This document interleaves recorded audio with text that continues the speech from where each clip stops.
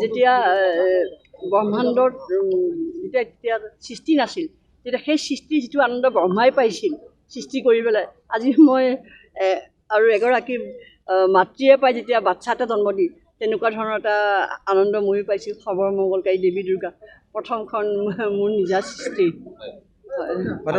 দিনৰ দিনটো ব্যস্ত থাকে আপুনি, তাৰে মাজতে এই কিতাপখন লিখিবলৈ আপুনি কেনেকৈ সময় উলিয়ালে? চাওক, এতিয়ালৈকে মই 22খন কিতাপ মানে পাণ্ডুলিপি লিখা আছে। এইখন প্ৰথমখন প্ৰকাশ কৰিছোঁ, বাকীখন প্ৰকাশ কৰিম।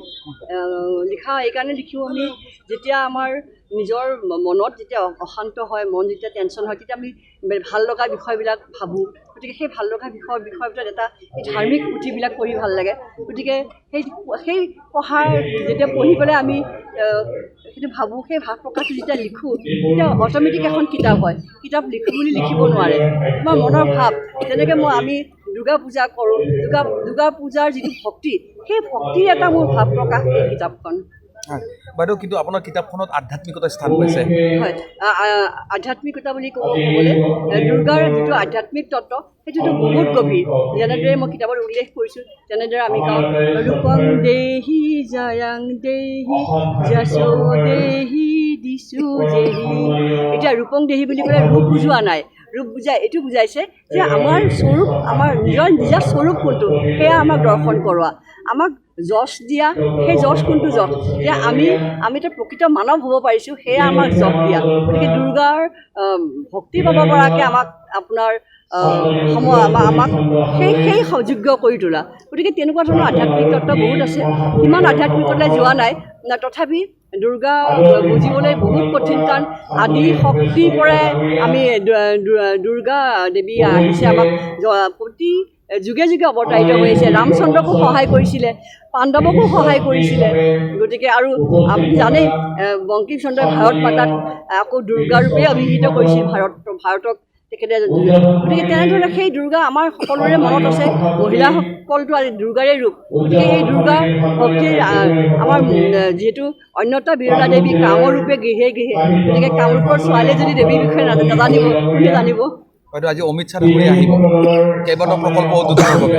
অমিত শ্বাহ ডাঙৰীয়া আহিব আজি, কি ক'ব বাইদেউ?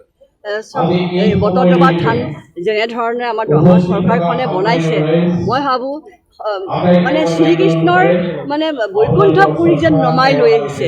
গতিকে সেইটা দেখাত এনে স্থানৰ প্ৰতিটো ধূলিকণাই পবিত্ৰ। এতিয়া দেখাটো একেবাৰে এনেকুৱা লাগিছে যেন সঁচাকৈ সৰহৰ কিবা লাগিছে। গতিকে মই ভাবোঁ গোটেই সমগ্ৰ ভক্তবান ৰাইজে নিশ্চয় যাব চাবৰ কাৰণে। আৰু ধন্যবাদ আমাৰ ডক্টৰ হিমন্ত বিশ্ব শৰ্মা ডাঙৰীয়াৰ। তেখেতৰ এটা ভিজন আছে, এটা মিছন আছে। মিছনটো কেতিয়া থাকে? যেতিয়া ভিজন থাকিলেহে মিছন থাকিব। তেখেতৰ ভিজন আছে যে মোৰ অসমখন এনেকুৱা হ'ব, মোৰ অসমখনত কোনো মানে আমাৰ জাতিৰ, আমাৰ মাটিৰ, আমাৰ অসুৰক্ষিত নাথাকিব, সুৰক্ষিত থাকিব। আমাৰ অসমখন এনেকুৱা হ'ব, ইনফ্ৰাষ্ট্ৰাকচাৰ ডেভেলপমেণ্ট এনেকুৱা হ'ব, আমাৰ ল'ৰা ছোৱালীয়ে পইচা নিদিয়াকৈ চাকৰি পাব, আমাৰ মহিলা আত্মসন্মানেৰে থাকিব। তেখেতৰ যিটো ভিজন, সেই ভিজনটো তেখেতৰ এতিয়া মিছন হৈ পৰিছে। গতিকে এনেকুৱা মিছাইলমেণ্ট মিছনৰ মুখ্যমন্ত্ৰী মহোদয়ৰ মই ভাবোঁ এয়া বটদ্ৰৱা থান এটা সৰু উদাহৰণে মাত্ৰ। চাওক, আমি হ'লগৈ ৰাইজৰ কাম কৰা মানুহ, বেলেগ তেনেকুৱা ধৰণৰ কাম কৰিবতো এতিয়ালৈকে শিকা নাই। কাম যদি দিয়ে আমি নিৰ্বাচন খেলিম। থেংক ইউ, ধন্যবাদ।